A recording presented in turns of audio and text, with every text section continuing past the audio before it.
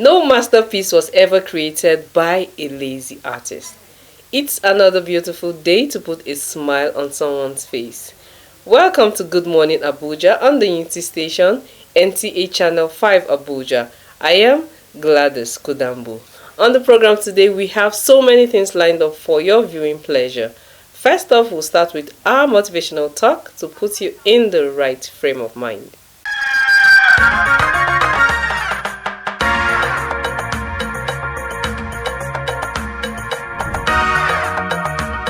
When you have the acculturated culture going into your own, mixing up with your own, that is very fundamental and basic, then you see cultural erosion. When that happens, a given society is in trouble because how things are done normally here will be eroded because the agents of socialization has failed. And if you talk about the agents of socialization, you are talking about the parents. They are the primary agents of socialization. The father, the mother, the uncles and all that. And you talk about the peer groups. You talk about the various institutions. These are some of the agents of socialization that has failed to continually hammer on moral values. The way forward is for us to go back to the cradle of socialization, the cradle of moral values, which has to do with contentment. That's number one. Number two, we must subjugate ourselves to truth. We must live a very transparent, truthful life. And also people that are given leadership positions, how far do you want to leave a legacy even when you are not there? Keep to moral values. Start from yourself. You become a living symbol. In psychology, that's what we call cognitive development. Now, cognitively, you have become a cognitive symbol that other people will look at as a moral value, and they begin to change because the family is the smallest unit of the society. And so when we get it right from the family, it goes to the whole society. And so we must live with God. The fear of God must be paramount. Welcome back from our motivational talk. Now it's time to work out. Let's go for our Keep Fit segment.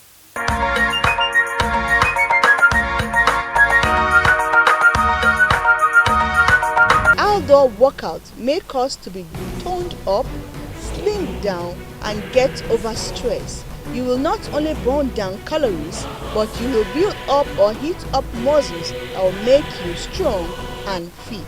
It is like a hospital. When you are doing exercise, like you are going to your doctor every day. You doesn't feel any sickness because you sweat every day. When you sweat every day, things that are accumulating in your body, things like malaria, typhoid, they're always gone out through the sweat. So it is good to be doing exercise. When you do exercise, you are always fit. Listen to your body throughout the workout. Push hard enough to get into a good workout without exhausting yourself before the session ends. As the temperature heats up, the chances of dehydration will be much greater. Remember to stay well hydrated. Make sure you drink water immediately after the workout is finished.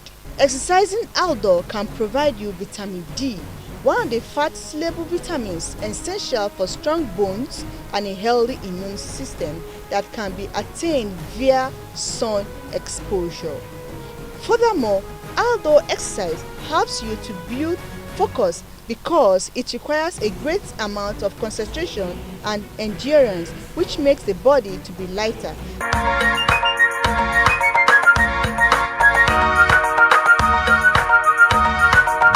That was the Keep Fit segment. I'm sure you've burnt a calorie or two.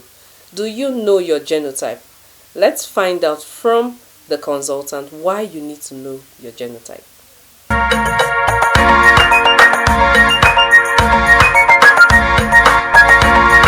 Now the question of genotype and how it makes up the cells of the human body is an important question.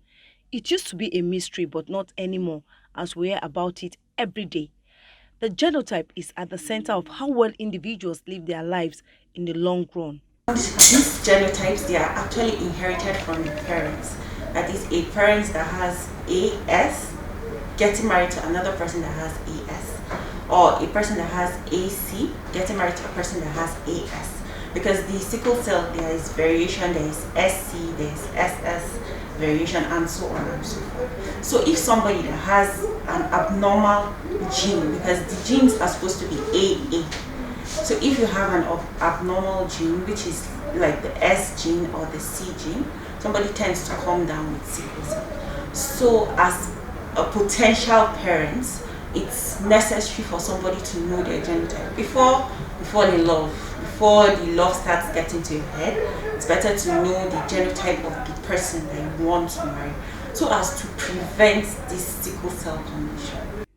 As a matter of priority, one's genotype becomes an issue when deciding on whom to marry and procreate with, as intending couples try to avoid transferring genetic factors that could lead to abnormal red blood cells. So obviously, the genotype is a big deal, but how well does the public understand what a genotype is?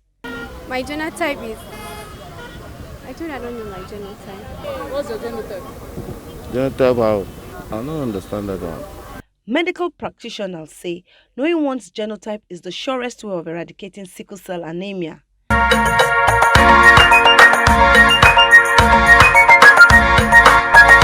Now you know why you should know your genotype. It's very important. Let's go for a short break and we will be right back.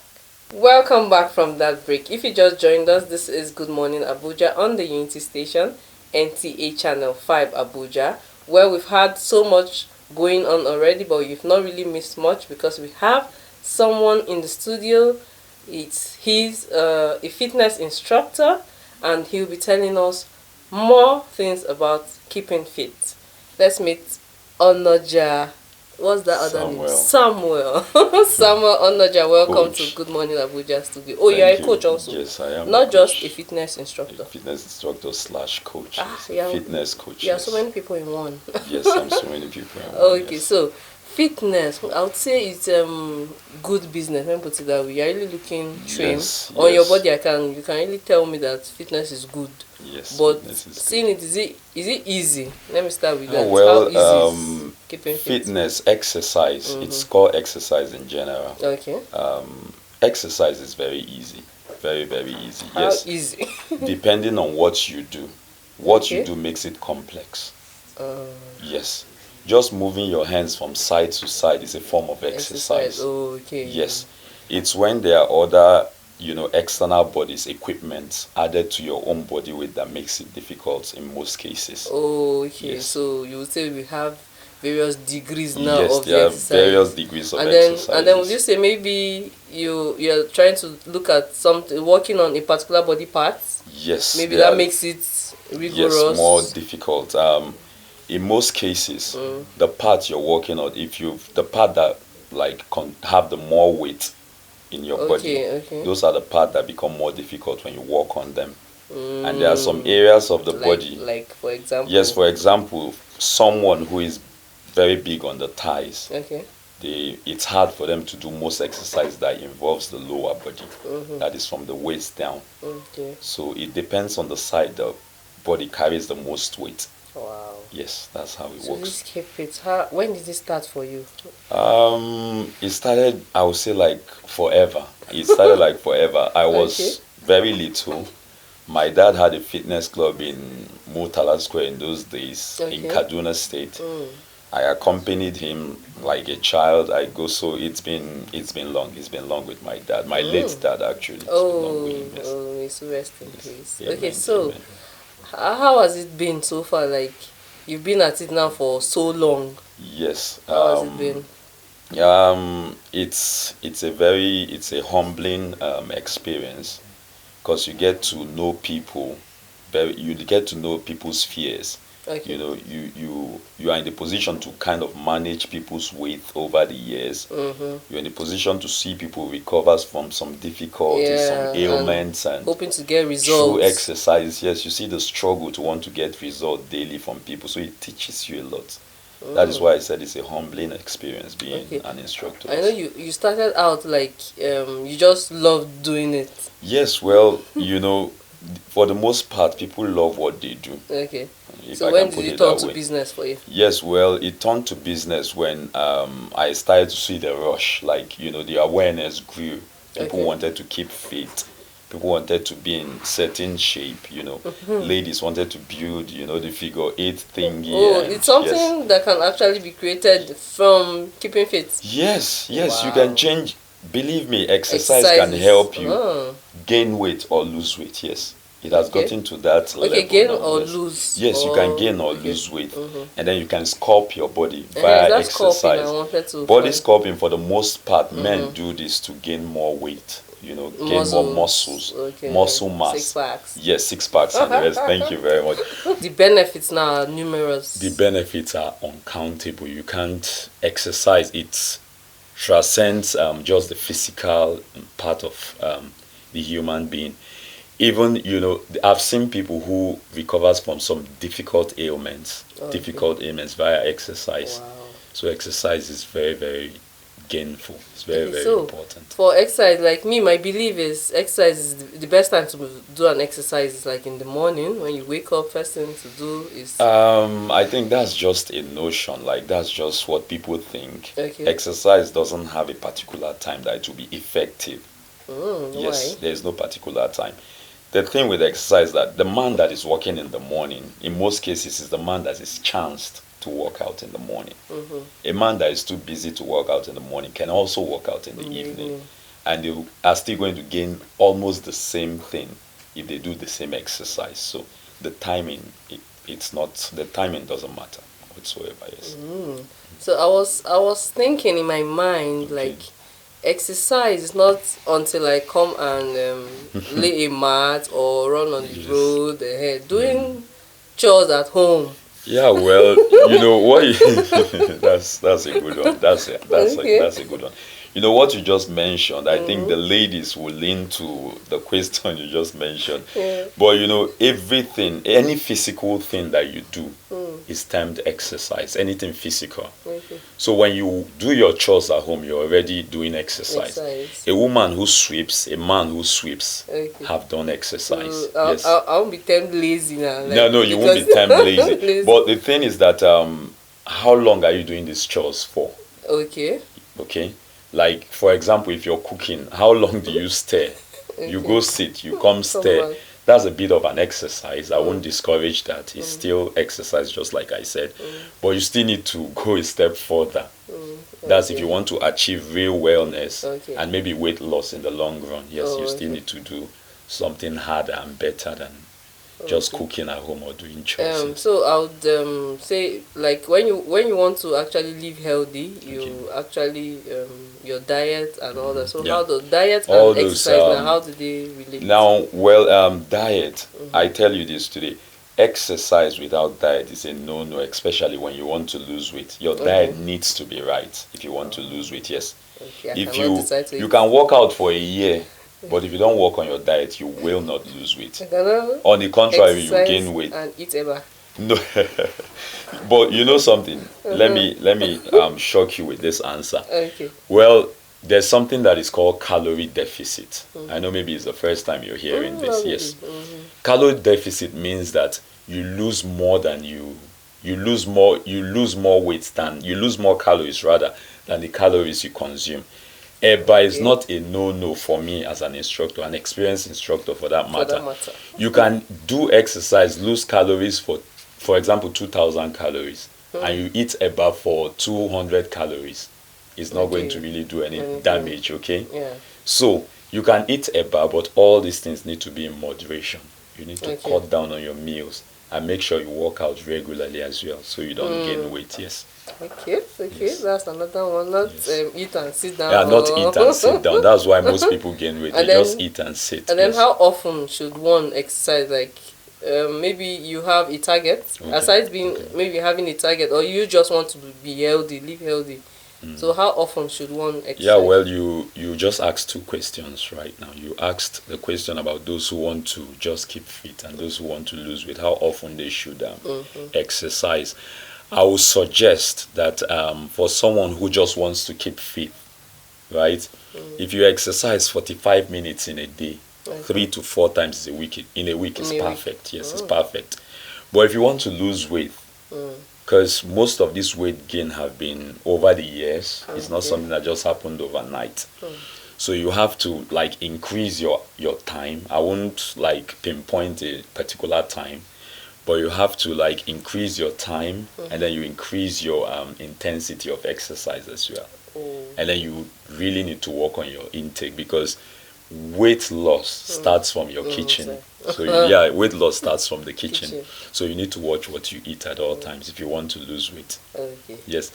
I know everything has been, I think it has been okay and good for you so far, but I'm sure there are still some challenges, maybe while growing to this level, you're or still at this level, there are some challenges. Yes, there are. Well, like in everything in life, there are always challenges, you know. So exercise is not an exception. There are so many challenges. There are, I must tell you of some, in some instances, some clients are very unhappy. Yes, and I'll explain why. Okay. Most clients, in some cases, that are unhappy is not a pointer to the fact that the instructors are not doing their jobs properly. It might be as a result, you know, we don't follow these people to their homes.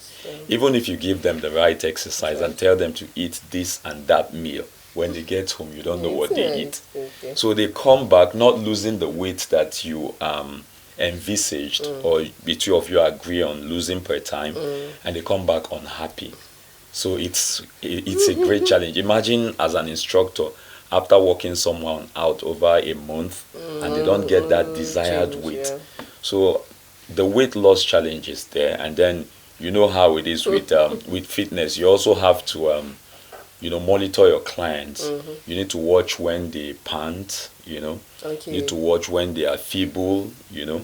You need to watch their body language. It speaks a lot. As an experienced instructor, you need to watch a client you train, so you know if they're doing well. If they are short of breath, so you ask them to stop working out, because it's very unsafe. Okay, I was even going to ask that, like, is it everybody that can actually exercise? Because I believe there's some... Everybody can exercise, yes, but just like I was trying to explain before you asked that question, you also need to know your client's condition before they start any workout. Some people are hypertensive, some people are asthmatic. You cannot tell someone who is asthmatic to run 20 laps around the pitch without, you know, watching the way they breathe. So you just need to manage these people. It's more about management than anything else. But at least they can exercise. Yes, everybody can exercise. Everybody can exercise. It depends on the kind of exercise they do, but everybody can exercise. Yes. So before we let you go, I wanted to advise them out there. Yeah, well, I have to be completely honest. You know, everybody who have achieved something still want to achieve more in life. So I advise the youth, the younger ones coming, to we already have a wonderful country, and there are so many things to access in this country to become big, even without the government, or like depending solely on the government. So I advise them to anything they do, they should do it with all of their hearts. There's no better way to achieve things than to do anything you love with all of your heart. Wow, that's a nice That's one. what I want to leave for them, yes. Okay, so thank you for coming on the show. Thank you very much. It's been nice thank you for having me. Thank you for having with you. me. We've really learned a lot, and I'm sure viewers at home too have learned a lot. So we've been talking with Samuel. He's a fitness instructor, and he has told us so many things on how to live healthy and stay healthy. On that note, we'll go for a short break, and we'll be right back.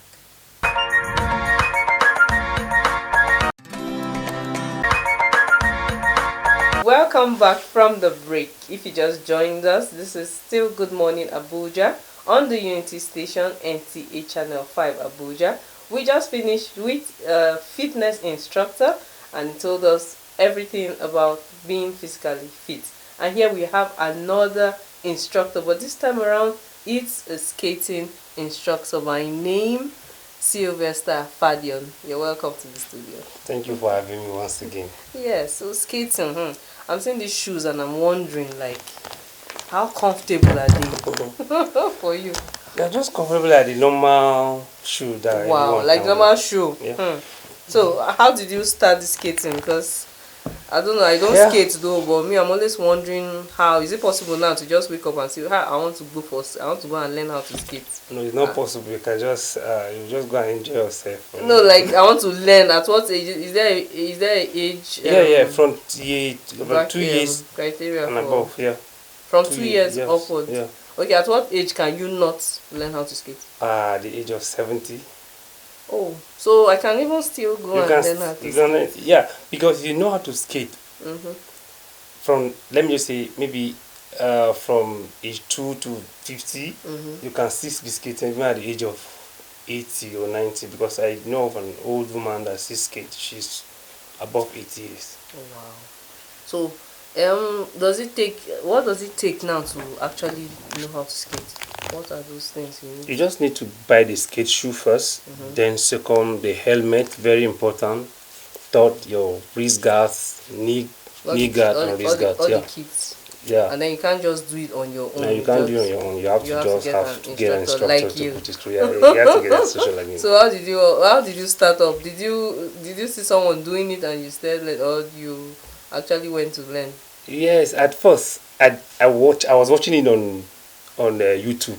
I just had met okay. the sport at first. I was watching on TV back then. So the sport is not actually practiced in Nigeria back then. Okay. So by that time I said, how am I going to learn it? I never knew that some people have been practicing skating even before me.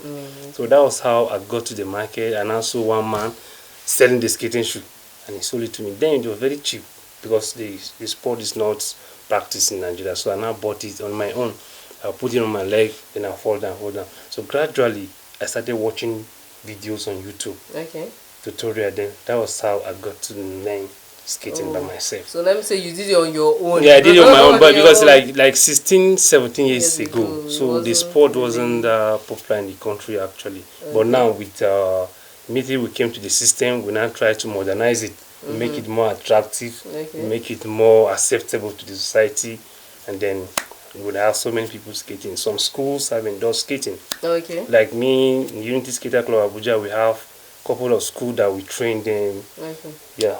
So and- this like as an instructor now, do you organize competitions? Yeah. What do you actually do? Like yeah, especially young ones. aside from the normal conventional skating lessons we give to like home service, we still have club, we have academy, and we also have people that actually call us for events to come and do some promo demonstration to share flyer and the rest. So those are the things we do. But basically we train people. We're just trying to make people that people should love the sport so much. You can start it because the sport that you can learn it within a week, and after that week you start doing it yourself. You can practice it yourself. You can even teach your children. You can teach your friends and family. It's a sport that you know. Is skating now as a form of as in like using to have fun, or as a form of sport, or as a form of exercise? Yeah, skating itself, it encompasses many things. For example, now, if you want to learn, like me now, I'm a freestyle skater. Okay. But in my team, I have people that are speed skaters, they are aggressive skaters, there are freestyle skaters. So like me, like if you want to learn it for, maybe you want to lose weight, you can go for freestyle. Okay. You don't have to, you can go for freestyle and just, you on your own, in every 10 minutes in your house, you can put on your skate shoe and start doing some crazy leg. There's what we call crazy leg, where you you crisscross your skates on top of cones, then you'll be going about, you maneuvering over the cones. With that, you see flexibility, you are building your flexibility, and then your body, all your body from your brain down to your toes is in action. So it's a form of exercise. That's as a form of exercise. Exercise and recreational activities, and also is a form of entertainment, because we use it to entertain people as well. Oh, okay. That's like an event. Like an event, people call us to come and just be dancing, choreograph. Yeah, we do skating. We do skating. We do choreography. We entertain people, and then we do stunts. So many things. So skating is just beyond the exercise alone. It's also an entertainment. Wow, yeah. That's nice. So, would you say, would you advise people to go to learn it? Like it doesn't have. Are there any side effects? There's no side effect. Like maybe with age or something. No, that I would not. The only thing that I would say, if you are above 70, don't start learning it. But if you know how to skate before that age, keep skating. Even at the age of 100 or something, you can still be skating, because It's something that you know how to do it. Just like person, you can see somebody doing ballet, doing gymnastics. That person did not start at the old age. He started it maybe at the younger age. So that's just it. Okay, so when you started the skating, you didn't actually start it for money, let me put it that way. Yes. It was just for you to know. You know, so, honestly. When did it now turn to business for you? Yes, let me tell you, I was living in an estate with my boss. I was working with somebody. When I started doing it, the children like it. Say, uncle, teach us. I started teaching them. The next neighbor say, please teach us. The next neighbor say, before you know, that estate, almost all the children started skating. Wow. The parents started skating. In fact, it's even more fun that the parent to come and learn it. Then they will go and be skating with their family. You need to see the job. So at what point did it turn to business for you? That was the time. It started from there. The parents started saying, because like you see, you can make money from this, let's start giving, because they're the one on their voluntary. They now say, because me, I was actually doing it for the joy, for the fun. And then they now say, you can start making money from this thing. Let's start be paying you. Let's assume so amount for some. Before you know, I started getting calls from people, but that thing I cannot do alone. So I now started teaching some coaches. Now I have over like 20 coaches in Abuja. We have in any part of Abuja you want to learn skating. Just give us a call. We'll come to your house. Anywhere you can even come to our training ground. They will skate. Okay, so should I say how has business been so far? Because now I can see that there's nothing. Once you make up your mind, you can actually make money with anything you make up your mind to do, as long as you are actually being relevant in the society. Yeah. How has it been? The market is somehow blown. It's good. Let me just say, but at the other side, it's not good because the government need to do a lot of work in that sector. Because if government actually invests in skating, so many youths, an unemployed youth is a reserve soldier of destruction. Most of those people you see them sitting at home doing nothing, their mind is being manipulated by social vices. Some of them they go into bad things just to make money. But in skating, you can make a legit money. If government can, for example, now we have Jabi Lake Park now. That park, if the Minister of FCT can turn it to a skating ring, because that's where people come from far near to come and bring their children so that we can train them. But you see, we don't have a flow, like a smooth ground for that. We only have one walkway, just a straight walkway where we all manage. You just see a pile of kids, so many of them. We need the government to do something. You see that Jabi Lake down. If it is Dubai now, they will convert it to ice skating ring. Yeah, because the water there, they will convert it to ice. Nigerian, I have so many parents, the children that send me video whenever they travel to Dubai. Say, coach, look at my children ice skating in Dubai Mall now. They skate, they pay money, they generate money, they put money to that country. If they can bring this thing back to our country, the economy will be bigger than it is now. So the government need to help us so that some of those skaters and the coaches can be carefully employed by federal government. You know that you have them to do. So now people look at it that since government, because number one, we don't have a federation. Nobody recognizes us at the federal level, even at the state level. At the skating.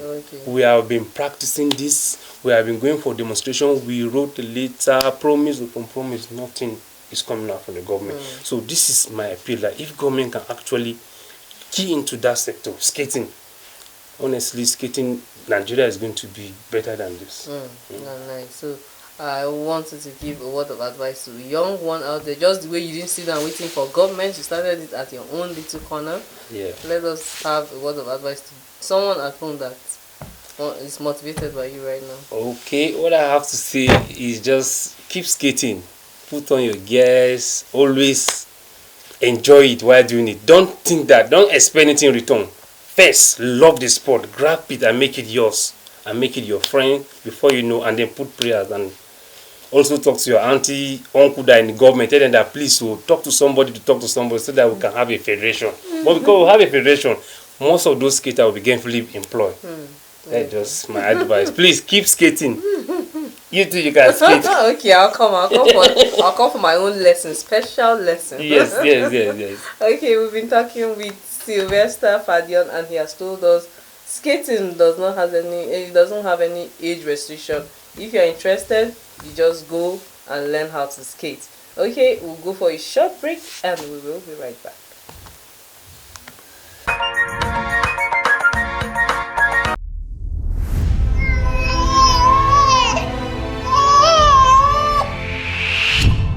I don't think Jay is going to be a normal child. What is wrong with you? You and your wife Chandler are jokers, I know. But your pranks should have a limit. This is a child. This whole situation has been tougher on Chandler than anybody else.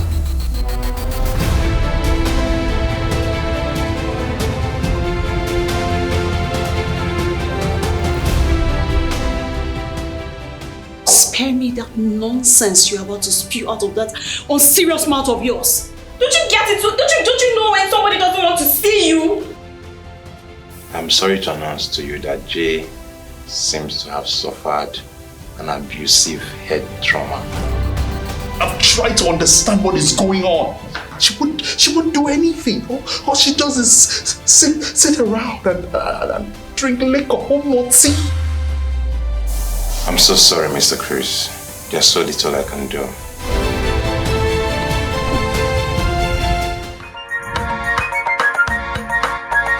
Welcome back. If you just joined us, this is Good Morning Abuja on the Unity Station, NTA Channel 5 Abuja.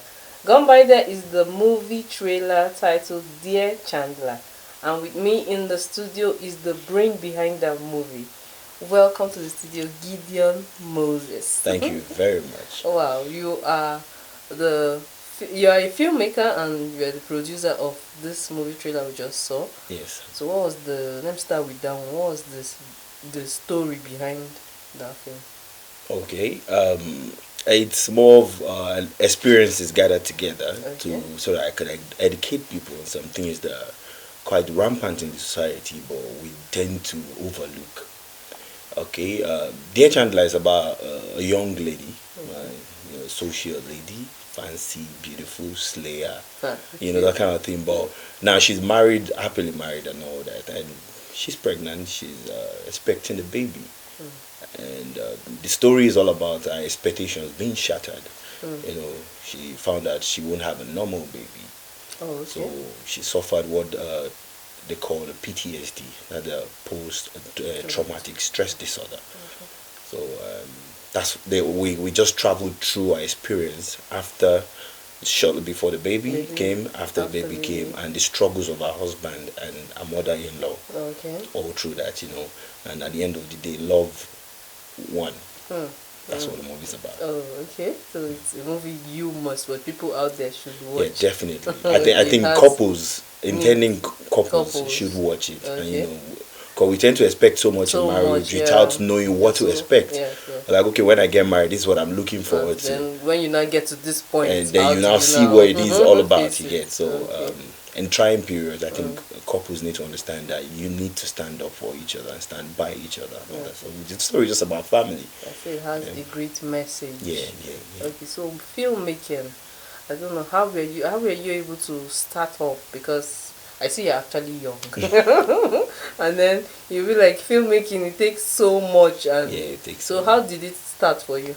Oh, it started, I think, probably like everybody else. When your mom just looks at like, my boy is talented. So it all started like that. Then got to secondary school, started doing stage plays, and then I found out I really wanted to do this when I was in the university.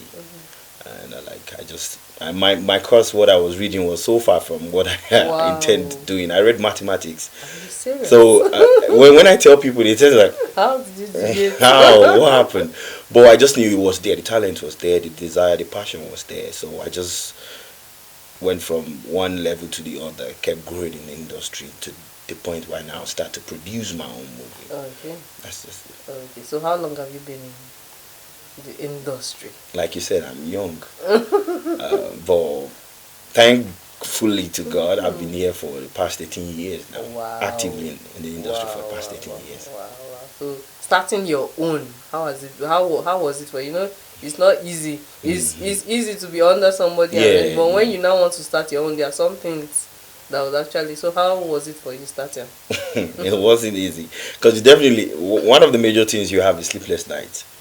Because at the end of the day, you have to make money. It's about the business. Yes, there's a career, there's a passion, but you can't just keep spending money. You have to make money. And then as a producer, sometimes we don't use our own money. We get investors, and the investors are expecting their money back with interest on it. So those are things that will give you sleepless nights, and then you just feel like one day maybe there's a repo team that's going to come and pack all your equipment and all those things, like you have not paid our money. So but I knew what I wanted. I had a lot of friends. That's the thing I tell young producers. Nobody's an island. You can't do it all by yourself. Some people have been there, they make this mistake. So you talk to them, they give you the experiences, and you move. You glide. You just float smoothly. So before I shot my movies, I did some short stories. Produced some short stories, and then was opportune to be alongside some top people in the industry. Then I had some friends that were up there. So like spoke to them like, okay, what do I need here? What do I need here? And then when you know people, it's social networking is the biggest gift that this generation has been given. So when you network properly, you get to see things, you get things easily. Human resources, material resources, financial resources, and all that will come easily to you when you're a proper networker. So it was easy to like, okay, this is what I want to do. And I just tell people like, oh, call this guy. I'll send you this number. Call this lady. I'll send you a number. And all those things. Just before you know, crew is set, the cast is set, and we're just ready to. So being a filmmaker, it takes a lot. What does it take to be a filmmaker? Because now you're not just a movie producer. Let me say, if you're a movie producer, it's like limited. So, but as a filmmaker, what does it take to be a filmmaker? It takes a lot of guts. You have to have. I remember my dad used to say, well, you have to have a lot of gumption, courage, because it's not a career you go into today and then you're just hitting it today. Every single person you see, they all have a story to tell. But you must be committed to making the sacrifices you're going to make. And I'm still making sacrifices, you get. So I'm committed to the cost. So being a filmmaker, I started as an actor. I used to run from school, from lecture to go for auditions and all that. Then from there, I went to a show that opened my eye that it's not only acting I could do. I went for a formal training. I went to a film school. I was shuttling through university and the film school. It wasn't easy, but I was trying my best because I knew what I wanted to do, what I wanted to become. After I was done with school, I was done with film school. I went for IT. Like I call it IT, but I went for apprenticeship under somebody, and I was there learning, and it wasn't easy. You know how apprenticeship is in Nigeria. It's like labor farm. But I knew where I was going to and what I was out to get. So I kept pushing, sacrifices, nights, sleepless nights. And then from film school, I learned how to shoot, I learned how to edit, I learned how to write, I learned how to direct, I learned how to produce, I learned to do a lot of things, lights, everything. So it was, I just needed everything so that nobody can just tell you, this is how this is. Like, calm down. You have an idea. I have an idea of what this is about. So it made it easier for me to just move through the system. In the industry is so large, at the same time so tight. So climbing up is really tight. But when you're smart, when you're talented, and you're trained talent, like I used to tell people, yes, it's enough to have the whole talent. But if you're not a trained talent, it will be difficult for you because you meet people that they will just trample on you, just put you down. In their own way, they are trying to do you a good. But when you are trained and you come, like, calm down with that one, it's a bit waiting they do. You get what I'm saying. So it's just all about you're committed to doing this. There's going to be a process you have to go through. Some you have to make serious sacrifices, severe sacrifices. Just don't stop, keep doing it. Okay. So now, like you how many movies do you have so far that you as a producer? As a producer. 2 solid movies now. Okay. Now the first one was produced as a short movie. Okay, not. All right. Okay, short movie. A proper short movie. Okay. Then there are some short. The way they should do short movies, we just do. Let's just do something quickly, and then we'll throw it out there. So I did a movie with a senior colleague of mine, and it was everywhere because she was so big. And so we're like, how you play the house band in that movie? I said, yes. Like, oh my God, the movie is everywhere. So I'm like, wow, that's a short movie and it traveled this far. So I could actually spend some quality money on putting out something quality that is short. So I did something short. I'm like, okay, let me try something longer. So that's what I did with Dear Chandler. Like, okay, I'm looking for a story that will be captivating, and so people will remember, oh, this is the guy that did this. It's so difficult when you're behind the camera. People don't see you. Trust me, it's so difficult. But it's easier now because as an actor, you you become, you grow through the process, and then from there you become a director or a producer and all those things, and people already know you. So they say, so person producer, okay, I know the person. But you just start as a producer or something, like people don't know you, except we are just getting the money, you're just into the market, the loss and the profit of it, you're just getting it, but people don't know you. So my 2 movies, Wale, I'm going to put it on larger screen later this year. That's my plan. But I have some other people's project I need to jump on as early as this week. Okay. You get. I've just been trying to. So Wale is a movie that is going to. In fact, I don't think Nigerians are ready for it. The short one shocked a lot of people. It actually took me to a point where some directors were coming like, you shot this? Like, yes. Like, wow, you are bold though. This kind of story in this climate and this country, like, yes, I told the story. That's why I did this show. Like, no, you have to make it big. People are calling me left and right, like, no, make this thing big.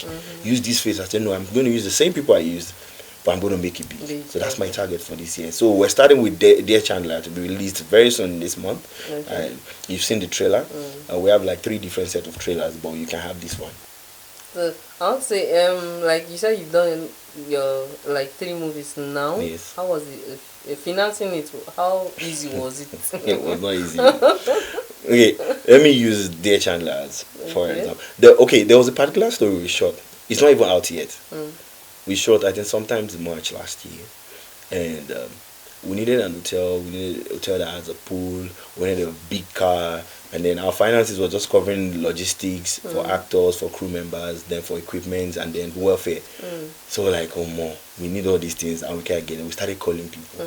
So I was okay, I'll call this person, because we know the hotel we needed has to have the standard we're looking for. It has to paint the picture we're looking for. So this financing that alone is more than the rest. Renting the room, we needed it for 3 days. You're saying the hotel, the lowest we could get was 45K, and then we needed it for 3 days. Then the car we needed, we couldn't find anybody that has that size of car, so we needed to rent. That's a lot of money. It was just, we just started thinking, like, you know what, we're going to do it somehow. So we rented a car of somebody that just came to use the hotel. So we begged him, like, okay, in so period to so period, I will not be using it, so you can use it. And then when we were using the car, it just came, I have to rush to somewhere, we have to stop. So these are challenges. So financially, you have to be sure before you go on set. Now, so I used these ones, the ones I did before as to learn. So when I was shooting for Dear Chandler, I had a budget in millions. So when I was on set, I still had to call like, I think go before we will hang here. We're running out of money. We need some money. So when you have an investor that understands what you're doing, always look out for an investor that just all about the money alone, that believes in your dream as a producer, in your dream, and you have when you have a proper story, you have a good investor. First of all, as a producer, if you want to produce your movie, you need a good script. A lot of mishmash story there. Like I used to tell people, you have a story to tell, but not all story can be shot. Some you leave it in the newspaper. You leave it on social media. Not all story should be on screen. So once I tell people, like, no, I'm going to. They write it, they give it to whatever, then they shoot it, then they see that at the end of the day, it ends up on YouTube. Not that YouTube is a market, a massive market on its own, but it ends up on YouTube. It doesn't have the wider view of the intellect you need to, because some people don't just go to YouTube to watch. They want to see on Netflix, they want to see on the multi-choice channel, they want to see on the terrestrial channel, because that's where they sit down to watch. What they want to do on YouTube is to learn 1 or 2 things, not to watch movies. They can actually stream movies on Netflix. So I just tell people, like, just focus on a good story, find an investor, budget well, properly, present it to the investor. If they invest in it, you will definitely use your own money. So that's just it. So it's been nice talking with you. But before we let you go, one final word of advice to young ones out there. You'll be like a source of inspiration. In fact, you'll be like a mentor now to someone watching you right now. So. All right. For anyone watching out there, whatever age range, I don't want to say young, because there are some people that they are in fact, there's some civil servants that their dream is to become actors, or like they say, actors and actresses. But I like saying, for you, for the profession, you're an actor. And you want to be an actor or actress, don't give up. It might take you going for night classes, training after you're done with work. Some of you as a student, you're in school, join the drama team. You start from there, and then you know what you're doing. You can't be doing science and then expect to be an actor without training. There's no way talent can carry you that far. You are trained to be a scientist. Like I was trained to be a mathematician. I knew there was talent in me, but I had to still go for training because a lot of naira you get, but you can still do it. Just don't forget there is a dream. Train that dream, work on it, confess it continuously, and then make sure your circle, that means your parents, your guardians, everybody, your friends, everybody around you know about it. So your sphere of influence, you influence them and let them know you're this, you're in this part. I want to become a filmmaker, I want to become an actor, I want to become a media person. You let them know that, because once they know that, it becomes conscious to them, and that way your confidence it grows. That's just it. When you have people that just love what you do, it helps you grow. Oh, that's nice. So we've heard it all from Gideon Moses, the filmmaker. He has told us a lot how he started, and for those that planning on starting something, you don't have to wait and expect the millions to start something. Start from the little corner that you are, and one day you will get there. Yes. So let's take a short break and we'll be right back.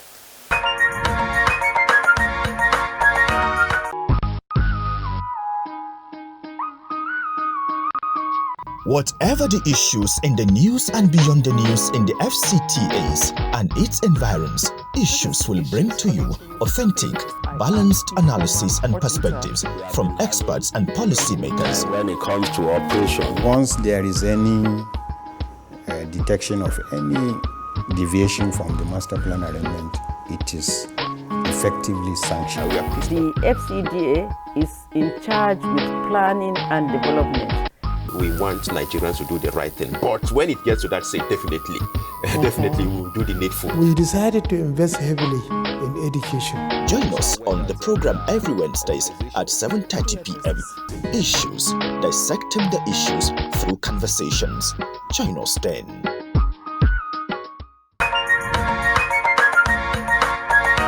Now it's time for our flight and train schedule for those of you that want to embark on a journey in and out of the FCT.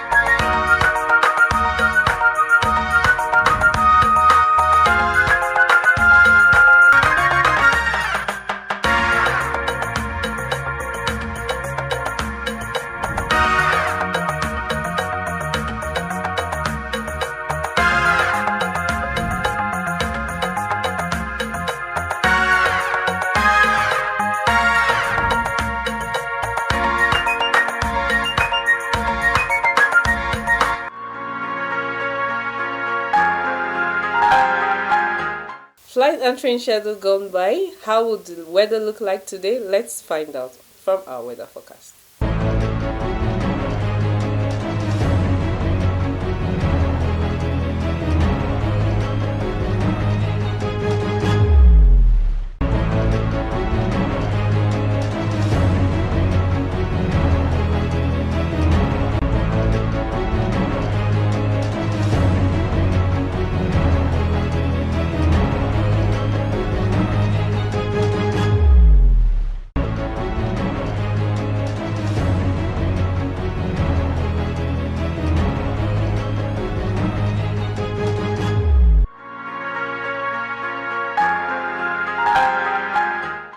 That weather forecast brings us to the end of another interesting episode of Good Morning Abuja. I'm sure you had a wonderful time. Do this with us again, same time, same station tomorrow on the program. I remain Gladys Kudambo. Until I come your way again, it's bye-bye.